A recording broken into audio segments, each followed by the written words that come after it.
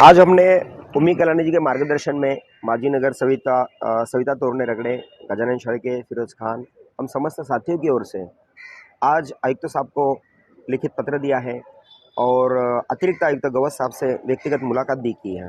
हमारी मांगे हैं कि चुनाव खत्म हो चुका है, आचार संहिता उठ चुकी है। हमारे शहर की, हमारे पैनल की जो समस्या कल भी थी, आज वैसी की वैसी जिस तरह थी वैसी की वैसी पड़ी हुई है। हमने आज उन्हें इशारा दिया है कि ये जो मांगे हैं हम पिछले कई महीनों से ये करते आ रहे हैं, अभी तक पूरी नहीं हुई, आचार संहिता खत्म हुई है और भी 15 दिन का समय दे रहे हैं। अगर 15 दिन में अगर इस पर सोल्यूशन नहीं निकलता है तो हम 15 तारीख से इस पर अनशन पे बैठने वाले हैं। हमारी समस्या ऐसी है कि आपको पता है कि वडलगांव में जो पुल है, पुल के पहले वडलगांव जाने वाला जो रास्ता है, वो रास्ता अभी भी अधर में अटका हुआ है। उसके वाइंडिंग के इश्यूज़ थे। आपको पता है कि वहाँ से सेंट जोसेफ से हज़ारों बच्चे वहाँ से आना जाना करते हैं। वडलगांव में रहने वाले हज़ारों लोग वही रास्ते से आना जाना करते हैं। कितने साल हो गया रोड को तोड़ के बना? 1 साल के ऊपर हुआ है कि रोड तोड़ा हुआ है, लेकिन अभी भी वो रोड नहीं बन रहा है। अगर क्या इसकी कौन बीच में आ रहा है? अभी देखो, वहाँ के नगर सेवक है या कुछ लोग हैं, कुछ लोगों का फ़ायदा दिलाने के लिए जानबूझकर वो वाइंडिंग एज पर द मार्किंग नहीं हुई है। और गाँव वालों की मांगनी है कि भाई जितना पुल है कम से कम उतना तो रोड बने, क्योंकि रोड एक ही बार बनेगा।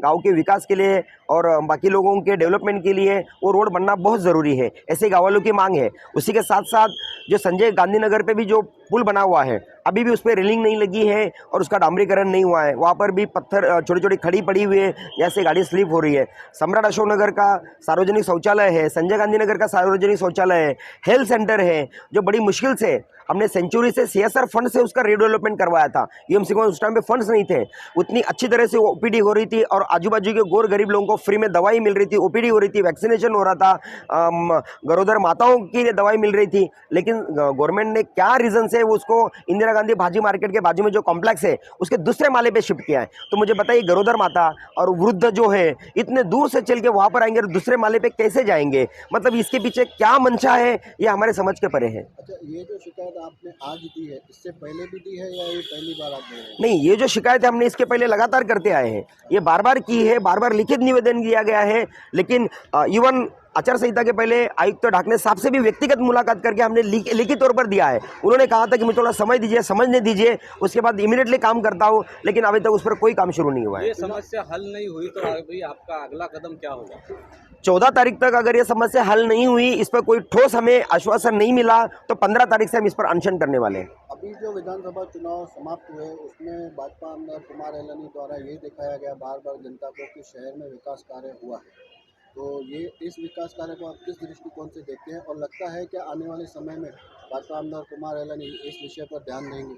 देखिए, पिछले 5 साल की अगर हम बात करें तो पिछले 5 साल में उल्लासनगर में क्या विकास हुआ है ये सब पूरी दुनिया जानती है, पूरे शहरवासी जानते हैं कि यहाँ पर विकास के नाम पर कोई काम नहीं हुआ। उसके बावजूद भी लोगों ने उन्हें वोट दिए। अब ये जो मैंडेट मिला है वो मैनिपुलेटेड है, ये लोगों ने सही दिया है। अब ये मंथन का विषय है, चर्चा का विषय है, उस पर एनालिसिस करना ज़रूरी है। लेकिन हमें लगता है यहाँ पर कोई काम नहीं हुए थे।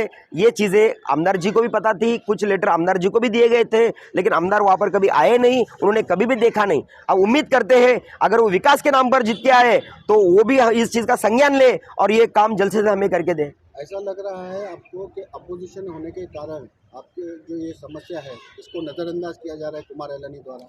देखिए, जो शहर का प्रतिनिधि होता है वो किसी पार्टी का या किसी व्यक्तिगत गट का नहीं होता है, वो पूरे शहर का होता है। अगर वो जानबूझकर अगर वो नज़रअंदाज कर रहे हैं तो मुझे लगता है ये उनका फेल्योर है, क्योंकि कोई भी प्रतिनिधि कभी भी अपोजिशन का काम न करे और खाली रूलिंग का काम करे तो फिर ऐसे हो नहीं सकता है। अगर वो ऐसा कर रहे हैं तो फिर ये बहुत गलत चीज़ है।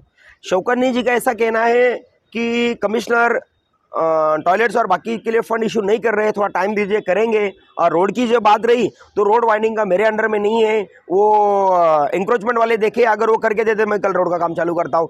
तो अगर हम PWD के पास जाते हैं वो हमको TP के पास जाने बोलते हैं, हम TP के पास जाते हैं वो PWD के पास आने बोलते हैं। तो मुझे ऐसा लग रहा है एज ए अथॉरिटी हम तो किसी एक को बोलेंगे, कमिश्नर को बोलेंगे, कमिश्नर के अंडर सारी चीज़ें हैं, सारे डिपार्टमेंट उनको रिपोर्ट करते हैं, तो ये उनकी जिम्मेदारी है कि ये गोल गोल न घुमाए और मुद्दे पे आए और हमारे जो समस्या है उसको हल करके दें।